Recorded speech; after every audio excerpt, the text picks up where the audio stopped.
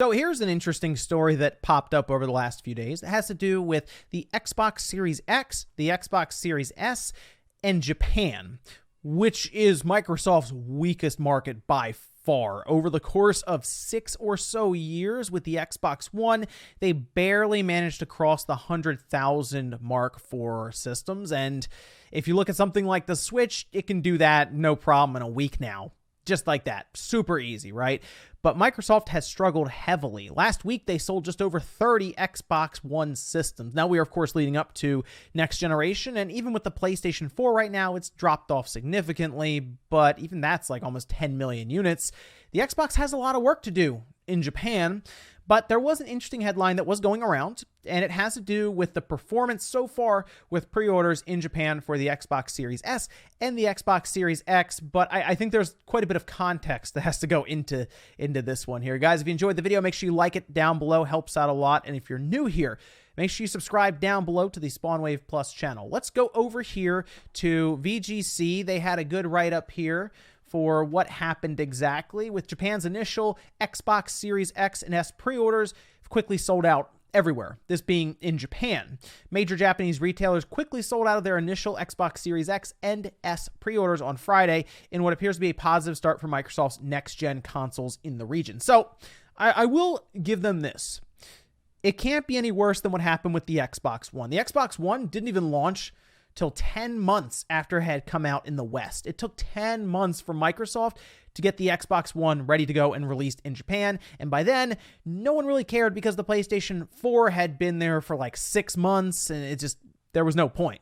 People's minds were made up, right? And it went on to underperform badly in that region. Microsoft will stay there because there are a lot of developers that they like to talk with there, of course, and publishers. So you kind of have to sell your system in, Japan. If you want Japanese developers and publishers to work with you, that would only make sense. But let's go back over here. It says major Japanese electronics chains, Softmat, for example, Bit Camera, had sold out of all of their initial Xbox Series X and S stock within just a few hours of opening pre-orders.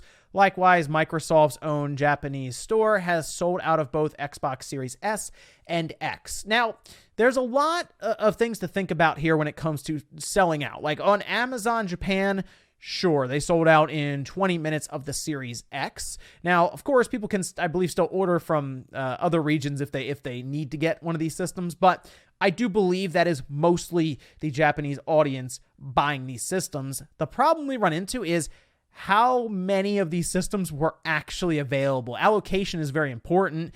It's good that they sold out of pre-orders, but if there were like 10 there or something for Amazon Japan, it takes 20 minutes to do that. That's not exactly impressive if you hear those kind of numbers. Now, I don't think they sent them just 10, but I could see a couple of thousand and then it's selling out. Keep in mind, they've sold over 100,000 Xbox One systems there.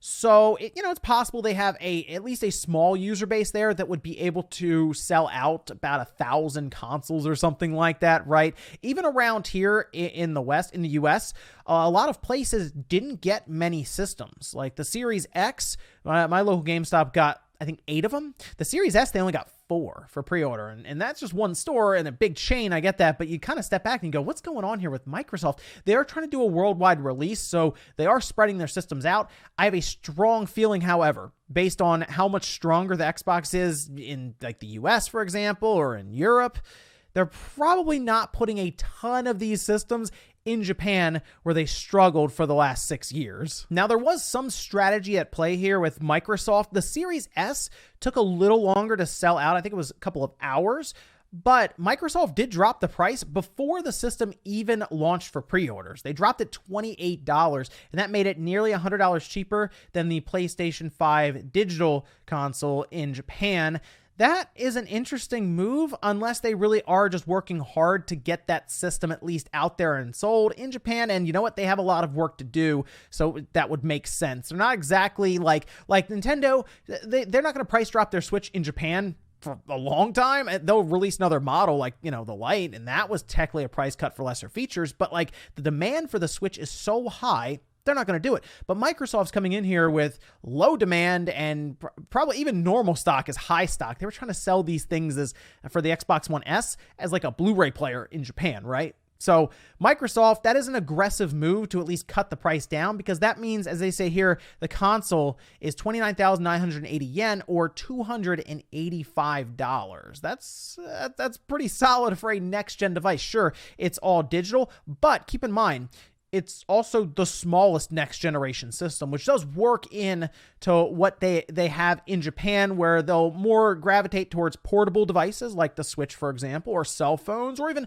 smaller systems in the living room. I will give Phil Spencer some credit here, though. He has not given up on the Japanese market for the Xbox at all. He continues to talk about them, and he has made some deals that surprised even me, working with Sega quite a bit, right? I mean, sure, he's done things like get Phantasy Star and brought it to the West, but also doing things like getting Yakuza, a lot of the Yakuza games on Game Pass, getting the Kingdom Hearts games there, working hard to get Final Fantasy there. Like, he's done quite a bit. They did miss out on that Final Fantasy 16 timed exclusivity, which I believe is timed exclusivity, but we'll see. But I will give Phil Spencer some credit on this one. He said, "It humbles me to consider how well the Xbox Series X and S have been welcomed by Japanese fans with the goals we're working towards for the Xbox Series X and S. This is only the first step in a much longer marathon, but I'm very happy to know how much everyone is expecting from us, and it motivates us even more when pre-orders sell out." So this is also a good marketing move for Microsoft. Like, when you see those headlines going around about the Series S and the X selling out in Japan, that does kind of catch people off guard a bit, right? So yeah, if I'm Microsoft, I'm be like, hey, we sold out in Japan. That's good. You can kind of push that a bit, even if your efforts have been lacking pretty recently in Japan, especially compared to the 360 and the original Xbox. The original Xbox, Microsoft made some pretty big deals with Sega at the time, and that's why like Jet Set Radio Future existed on the original Xbox. Remember, like Dead or Alive was there, Ninja Gaiden, right? They had some pretty solid support all the way around on the original Xbox, and then they kicked it up a notch with the 360 when they did a crazy amount. I mean, they had their own Tales game, right? They went out and they pushed hard to get Final Fantasy 13 on the Xbox 360, which was a big deal, by the way, because that was like just a Sony thing for the longest time. So they made some moves with some games that we can't even really play outside of the Xbox now even. Like I ask all the time about a Lost Odyssey 2. So, hey, Phil, if you want to get some people in, Lost Odyssey 2, it'll work. So while this is a good first step for Microsoft, especially compared to the Xbox One, because I don't think they can do any worse than what the Xbox One did when it finally debuted in Japan and kind of how it rubbed a lot of the fans there the wrong way, this is at least something that they could market and get behind, even if that means they only sold like 100 systems or something in Japan. We'll see what happens when the actual numbers come out, because keep in mind, Famitsu will report the numbers in stores that are taking place when people go and pick these systems up. And, well, at least with the Xbox One, there's nowhere they can really go other than up. I mean, if they go down, that's going to be amazing. I don't know how that happens, but let me know what you guys think about this situation down below. Do you think Microsoft can get anything going in Japan with the Series X and the Series S? To me, I think Phil Spencer still has a lot of work to do in Japan, but you never know. Maybe Microsoft isn't done buying yet when it comes to studios to try to get themselves going in a region like Japan. Thanks guys for watching, and I'll see you next time.